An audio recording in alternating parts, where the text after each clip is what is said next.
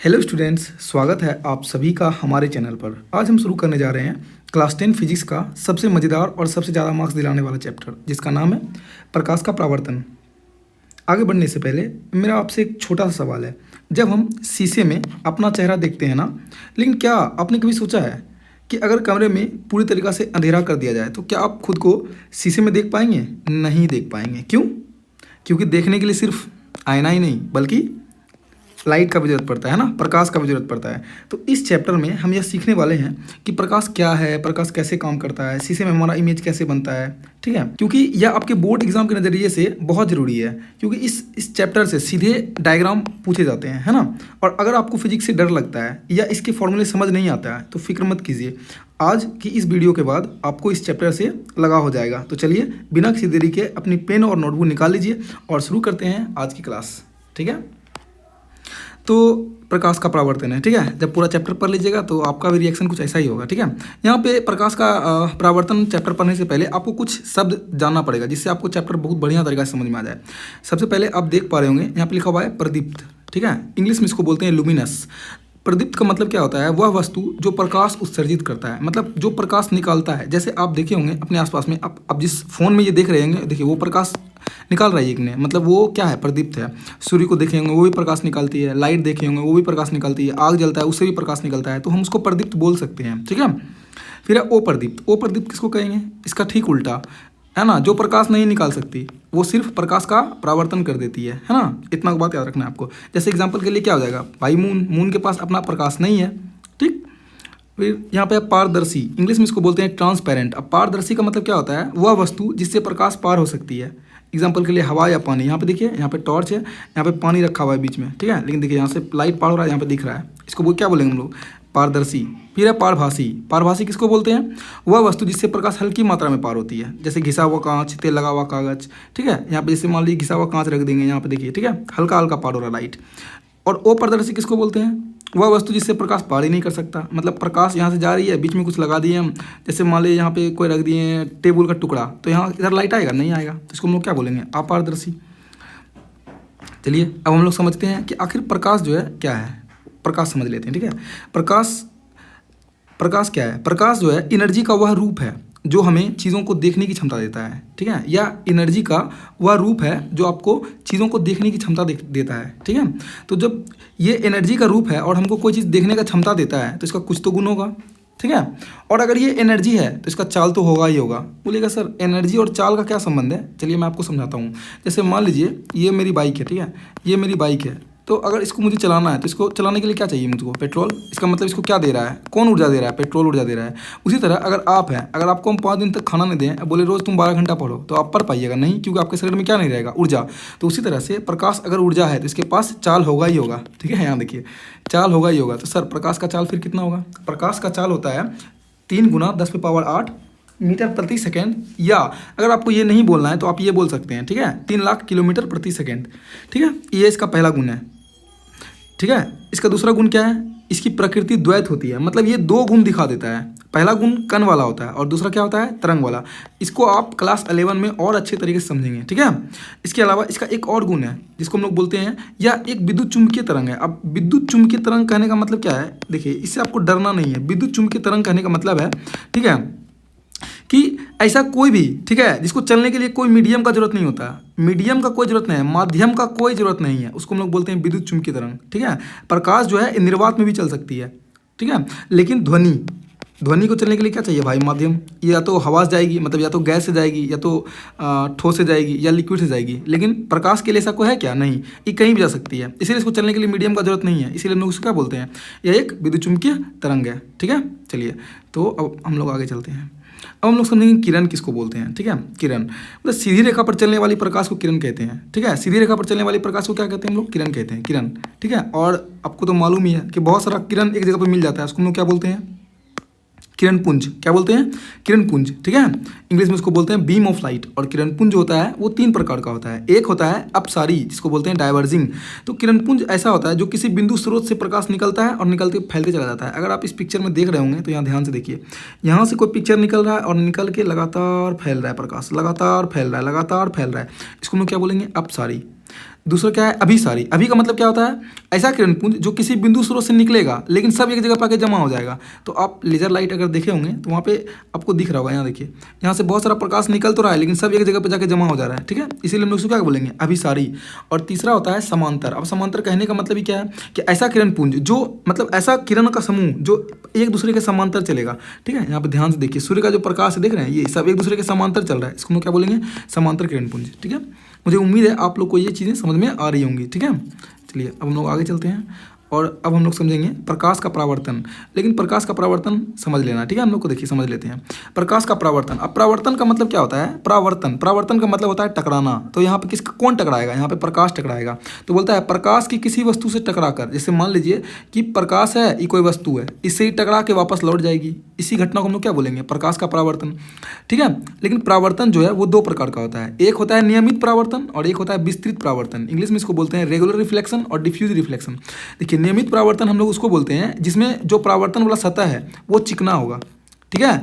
और विस्तृत परावर्तन हम लोग उसको बोलते हैं जब चिकना सतह पे परावर्तन नहीं होगा तो टेढ़ा मेढ़ा हो जाएगा, ठीक है। उसको हम लोग बोलेंगे विस्तृत परावर्तन, ठीक है। चलिए अब अगर हमको कोई चीज़ से परावर्तन कराना है तो उसका कुछ न कुछ नियम होता है ना। जैसे आपको 10 में जाना है तो पहले आप 9 का एग्जाम दिए होंगे, फिर 10 में आए होंगे। अब अगर आपको 11 में जाना है तो आपको 10 देना पड़ेगा, है ना, डायरेक्ट नहीं जा सकते। तो यहाँ पे लिखा हुआ है प्रकाश का परावर्तन कितना नियम है, 2 नियम है। पहला नियम क्या है, आपतन कोण परावर्तन कोण हमेशा बराबर होता है। अब आपतन कोण क्या है, परावर्तन कोण क्या है, आपतित किरण क्या है, आपतन बिंदु क्या है, ये सब पहले समझ लीजिए, तब ये नियम आपको अच्छा समझ में आ जाएगा। यहाँ देखिए, जो प्रकाश कहीं से आ रही होती है ना उसको हम लोग आपतित किरण बोल रहे होते हैं, ठीक है। और जो किरण टकरा के जा रही होती है उसको हम लोग बोलते हैं परावर्तित किरण। जिस जगह पे आपतित किरण और परावर्तित किरण मिलती है इसको हम लोग क्या बोलते हैं, आपतन बिंदु। और उस पर आप एक लंबा लाइन खींच दीजिएगा, उसको हम लोग बोलेंगे अभिलंब। क्या बोलेंगे, अभिलंब। क्या बोलेंगे, अभिलंब। तो आपतित किरण और ये परावर्तित सतह, इसके बीच में जो ये कोण बनेगा इसको क्या बोलेंगे, आपतन कोण। उसी तरह से परावर्तित किरण और यहाँ पे जो कोण बनेगा उसको क्या बोलेंगे, परावर्तन कोण, ठीक है। चलिए अब देखते हैं पहला नियम क्या बोल रहा है, बोला आपतन कोण एवं परावर्तन कोण हमेशा बराबर होगा। इसका मतलब आपतन कोण जो आने वाली किरण है और जो जाने वाली किरण है उन दोनों का कोण क्या होगा, एकदम बराबर होगा, इक्वल। मतलब अगर ये आम होगा तो ये भी आम हो जाएगा, ये अगर 20 डिग्री है तो ये भी 20 डिग्री हो जाएगा, ठीक है।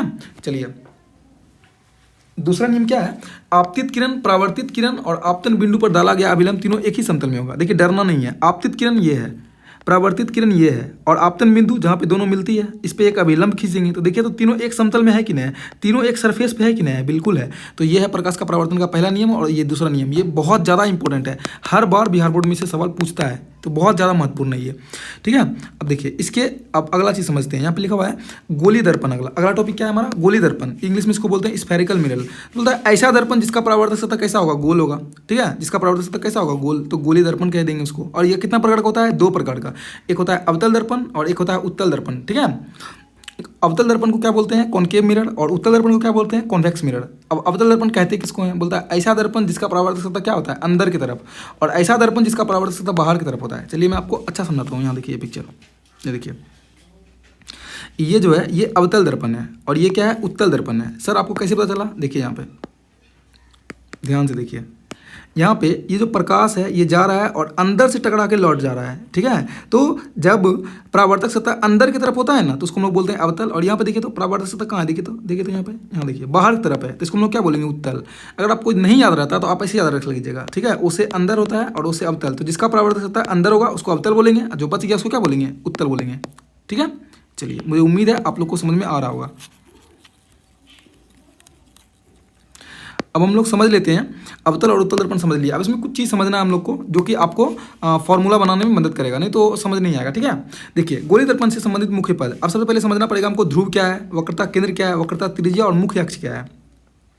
ध्रुव को इंग्लिश में पोल बोलते हैं और इसको पी से दिखाते हैं। जैसे मेरा नाम गगन है तो मैं इसको जी से दिखा सकता हूँ। दूसरा है वक्रता केंद्र, इसको इंग्लिश में बोलते हैं सेंटर ऑफ कर्वेचर, इसको सी से दिखाते हैं। फिर है वक्रता त्रिज्या, रेडियस ऑफ कर्वेचर, इसको आर से। अब ये क्या क्या है, देखिए सबसे पहले ध्रुव समझते हैं।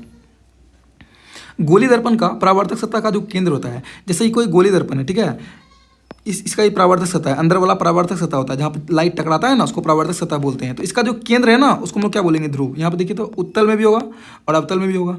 फिर है वक्रता केंद्र, बोलता है गोली दर्पण का जो केंद्र है उसी को हम लोग वक्रता केंद्र बोलते हैं। जैसे अगर ये कोई गोली दर्पण है तो यहाँ पे इसका कोई केंद्र होगा, ठीक है, यहाँ पे कोई केंद्र होगा, इसको हम लोग क्या बोलेंगे, वक्रता केंद्र। उसी तरह ये भी गोली दर्पण माने क्या, अवतल और उत्तल दर्पण। फिर है वक्रता त्रिज्या। तो वक्रता त्रिज्या किसको बोलते हैं? बोलता है कि जैसे मान लेते हैं कि ये अवतल दर्पण है, ठीक है, ऐसे मान लेते हैं ये कोई दर्पण है, जैसे एक मिनट, चलिए मान लेते हैं जगह यहाँ, जैसे मान लेते हैं कि ये कोई दर्पण है, ओ सॉरी, तो जैसे मान लेते हैं कि ये कोई दर्पण है, ठीक है, ये कोई दर्पण है, तो बोलता है कि वक्रता त्रिज्या। तो यहाँ पे क्या है, गोली दर्पण का परावर्तक सतह जिस गोले का भाग है, जैसे ये कोई गोला है मान लेते हैं, तो इसका जो ये वाला भाग है ना, इसको हम लोग क्या बोल देंगे, इसका त्रिज्या बोलेंगे। और यहाँ पे मुख्य अक्ष, मुख्य अक्ष किसको बोलते हैं? दर्पण के ध्रुव और वक्रता केंद्र से गुजरने वाला लाइन। यहाँ पे देखिए ये है दर्पण का ध्रुव, ठीक है, और ये है वक्रता केंद्र, यहाँ से एक लाइन ऐसे गुजार दीजिएगा, इसको हम लोग क्या बोलेंगे, मुख्य अक्ष या प्रधान अक्ष बोलेंगे, वो इसमें भी होगा, ठीक है। चलिए, मुझे उम्मीद है कि आप लोग को ये समझ में आ रहा होगा। और आपको एक बात और याद रखना चाहिए कि वक्रता केंद्र दर्पण का भाग नहीं है, ठीक है, ये वक्रता केंद्र जो है ये दर्पण का भाग नहीं है, ये बात याद रखना है आपको। वक्रता केंद्र दर्पण का भाग नहीं है, दर्पण का भाग है, वक्रता केंद्र नहीं, इसको माने हुए हैं। चलिए, अब हम लोग को ये समझना है जो दर्पण है वो विभिन्न विभिन्न प्रकार का प्रतिबिंब बनाता है। तो प्रतिबिंब सबसे पहले हमको समझना चाहिए कि प्रतिबिंब किसको कहते हैं, तब समझ में आएगा ये सारा चीज़, ठीक है। चलिए, तो एक सेकंड रुक जाइए, हाँ यहाँ देखिए ये है प्रतिबिंब, ठीक है, आपको प्रतिबिंब समझना है। यहाँ पर लिखा हुआ किसी बिंदु स्रोत से आती प्रकाश की किरणें दर्पण से परावर्तन के बाद जिस बिंदु पर मिलती है या मिलता हुआ लगता है हम लोग को, उसको हम लोग बोलते हैं प्रतिबिंब, ठीक है। जैसे यहाँ पे देखिए, यहाँ से कोई व्यक्ति गुजर रहा था, ठीक है, यहाँ पे लाइट पड़ा, उसका यहाँ पे पिक्चर बन गया, इसी को हम लोग क्या बोल दिए, इसको हम लोग क्या बोल देंगे, इसको हम लोग बोल देंगे प्रतिबिंब। तो किसी बिंदु स्रोत से आती प्रकाश की किरण, जैसे मान लेते हैं ये कोई बिंदु स्रोत है, ठीक है, ये कोई बिंदु स्रोत है और यहाँ से कोई प्रकाश का किरण निकल रहा है, तो निकलने के बाद जिस जगह पे मिलेगा ना, उसको हम लोग क्या बोलेंगे, उसको हम लोग बोलेंगे प्रतिबिंब। और अगर लगेगा कि मिल रहा है, मिला नहीं है, लगेगा कि मिल रहा है, तो उसको हम लोग क्या बोलेंगे, प्रतीत हो रहा है। और इसी तरह हम अगर देखेंगे तो प्रतिबिंब फिर दो प्रकार का हो जाएगा, एक हो जाएगा वास्तविक प्रतिबिंब और एक हो जाएगा काल्पनिक प्रतिबिंब। वास्तविक है तो इसको इंग्लिश में रियल बोल देंगे, काल्पनिक है तो इसको वर्चुअल बोल देंगे। अब वास्तविक प्रतिबिंब और काल्पनिक प्रतिबिंब का क्या क्या खासियत है, जरा से ये देख लीजिए आप, ठीक है, एग्जाम में अंतर करने दे देता है आपको। तो वास्तविक प्रतिबिंब जो है वो जिस बिंदु पर मिलेगा एकदम रियल में मिलेगा, ठीक है, लेकिन ये क्या होगा, लगेगा कि मिल रहा है, मिला नहीं है, ठीक है। इसके अलावा रियल इमेज जो है इसको हम लोग पर्दा पे आराम से उतार सकते हैं, ठीक है, देखिए यहाँ पे उतर रहा है कि नहीं, रियल इमेज को पर्दा पे उतार सकते हैं, ठीक है। लेकिन लेकिन लेकिन लेकिन ये जो आभासी प्रतिबिंब है, काल्पनिक प्रतिबिंब है, इसको पर्दा पे उतार ही नहीं सकते हैं। क्यों? क्योंकि हम तो इसको मान रहे हैं कि ऐसा लग रहा है, तो जो मान रहे हैं उसको दिखा कैसे सकते हैं, जो होगा उसको दिखा सकते हैं ना। इसके अलावा वास्तविक प्रतिबिंब हमेशा उल्टा बनता है, ये एकदम याद रखिए, ये बार बार पूछता है आपसे एग्जाम में, ठीक है। ये वास्तविक जो प्रतिबिंब है ये हमेशा उल्टा बनेगा और जो काल्पनिक प्रतिबिंब है वो हमेशा सीधा बनेगा, ठीक है। चलिए, तो आपको समझ में आ गया वास्तविक और काल्पनिक प्रतिबिंब। प्रतिबिंब भी समझ में आ गया कि कोई बिंदु स्रोत से प्रकाश का किरण निकल रहा है, जिस जगह पे मिलेगा, ठीक है, उसी को हम लोग बोल देंगे प्रतिबिंब। और अगर लगेगा कि मिल रहा है, उसको हम लोग क्या बोलेंगे, प्रतीत हो रहा है। तो चलिए, अब हम लोग समझते हैं अवतल और उत्तल दर्पण के द्वारा जो जो प्रतिबिंब बनता है वो। तो यहाँ पे सबसे पहले हमको ये देख लेना है, ठीक है, कि जब वस्तु अनंत पर हो, तो अनंत कहीं भी हो सकता है, यहाँ भी हो सकता है, यहाँ भी हो सकता है, यहाँ भी हो सकता है, यहाँ भी हो सकता है, ठीक है। हम यहाँ पे मान लेते हैं ये अनंत है, ठीक है। यहाँ देखिए ये क्या हो गया, ये ध्रुव हो गया, ये फोकस हो गया, और ये क्या हो जाएगा, वक्रता केंद्र। अच्छा, एक चीज़ छूट गया हमारा, फोकस, ठीक है। फोकस किसको बोलते हैं, देखिए वो सुना देते हैं। फोकस के लिए उत्तल और अवतल दर्पण का परिभाषा अलग अलग होता है। क्यों? क्योंकि आपको दिख रहा है यहाँ पे अवतल दर्पण का फोकस आगे है, लेकिन उत्तल दर्पण का कहाँ है, देखिए पीछे है, ठीक है। क्यों? क्योंकि यहाँ पे कुछ लग रहा है, मिल रहा है, और यहाँ पे क्या हो रहा है, ओरिजिनली में मिल रहा है। देखिए यहाँ पे प्रकाश का जो किरण है वो यहाँ से आके यहाँ पे मिल जा रही है, लेकिन यहाँ पे क्या लग रहा है, हम लोग को मिल रहा है, इसीलिए उत्तल दर्पण में पीछे बनता है और अवतल दर्पण में कहाँ बनता है, फोकस आगे, ठीक है। चलिए, अब यहाँ पे सबसे पहला सिनेरियो देखते हैं, ठीक है। जब वस्तु अनंत पर हो, देखिए आपको इतना लोड लेके इसको पढ़ने का जरूरत नहीं है, आपका एग्जाम में पिछले 5 साल से ये नहीं पूछ रहा है, तो उम्मीद है कि नहीं पूछेगा, लेकिन फिर भी अगर 5 ऑब्जेक्टिव दे दिया तो उसमें 2 सवाल इसका देता है, इसीलिए आपको ये देख लेना चाहिए बढ़िया से, ठीक है।